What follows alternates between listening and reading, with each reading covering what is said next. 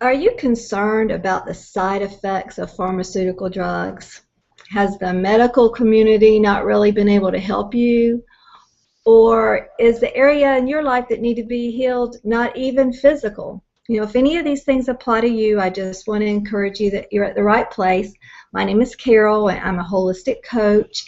I put together this brief video just to give you a better understanding of what holistic healing actually is, or holistic living, and the 5 components that I feel like really make that up. Whenever we get sick, diseased, or even stagnant in life, it's due to us taking in more toxins than we can release. And all the doctors now will recommend, I mean, it's common knowledge that if you're wanting to heal or live a healthy life, that you need to reduce stress. And I'm so glad that everybody is coming to that knowledge about reducing stress.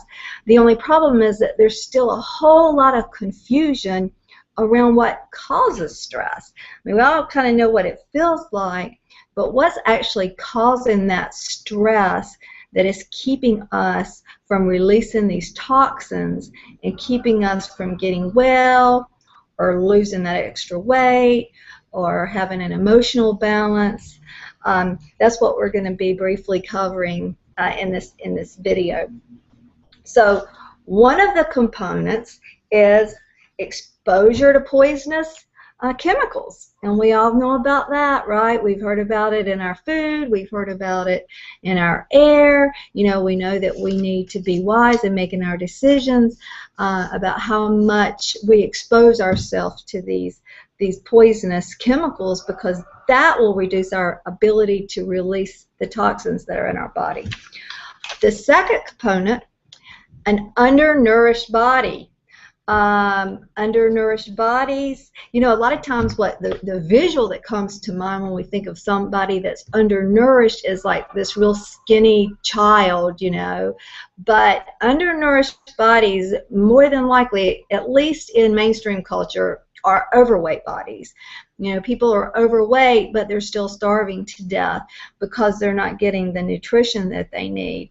And nourishment is not just about nutrition, but we have to think about, are we getting enough rest? Are we getting enough oxygen? Many of us aren't even breathing, and if we're not getting enough oxygen, we're not breathing in the right way, then that's going to contribute to us not being able to release toxins. The third component, an undernourished mind, and that's almost worth a laugh in today's society with just this abundance of information. We're definitely living in the information age, so it's like, how can our minds be undernourished when they're being bombarded all the time with this information? And that's exactly how they become overloaded. And when our minds are overloaded, they're undernourished and they don't work. They kind of check out, right? They don't think clearly. A great example of this, which I don't buy commercial cough syrup anymore, but I can remember the last time that I went to get some. And you know, if I go into a store and I have a cough, and there's 2 kinds of cough medicine on the counter, one for adults and one for kids, then it's real easy for me to make my choice and be happy about it and get on out of there and get on with life. But the last time I went in there, there were shelves of cough syrup, you know, and they were, is your cough accompanied by a runny nose or itchy nose or an itchy throat, or is it a dry cough? Is it a wet cough? Do you have this with it, that way? Oh my God, I spent like 20 minutes, 30 minutes there trying to discern what kind of cough I had and which one of these were going to be right for me. And by the end of even looking at all this stuff, I wasn't more informed, I was only more confused. So I don't even remember if I ended up buying any at all. I probably left with none. But if I did get it, I was certainly not comfortable with the fact that I probably got the right one. And so that's what I mean by undernourished mind in the age of all this information. Of course, an undernourished spirit. An undernourished spirit is one that feels uninspired. You know, if you don't feel inspired, then that's a pretty good indication that your spirit is undernourished. This one you may not have even thought about, but an undernourished social environment. When I say social, I'm not necessarily meaning all fun and games. You know, your social interactions are at work, they're within your family member, that could be your significant other, your neighbors. But if your social environment is undernourished, it simply means that you're getting more pulled out of you than you're getting fulfilled into you.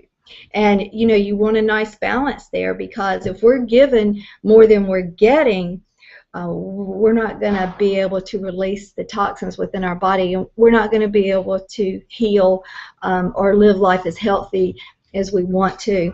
So those are the 5 components. If you resonate with this philosophy, and you're interested in eating, you know, whole, real foods, and learning how to nourish your spirit and your mind, and living life more simply and naturally, I want to encourage you to go to the link below and sign up for my free audio. It's called the Holistic Healing Formula, and it just goes into this a little bit more thoroughly than what I've had time to do here today. And also become part of our community. You know, our mission is to nourish and fulfill you, not to drain you. So go ahead and check out that Holistic Healing Formula, and I want to wish you well on your journey. And until we meet again, may the force be with you.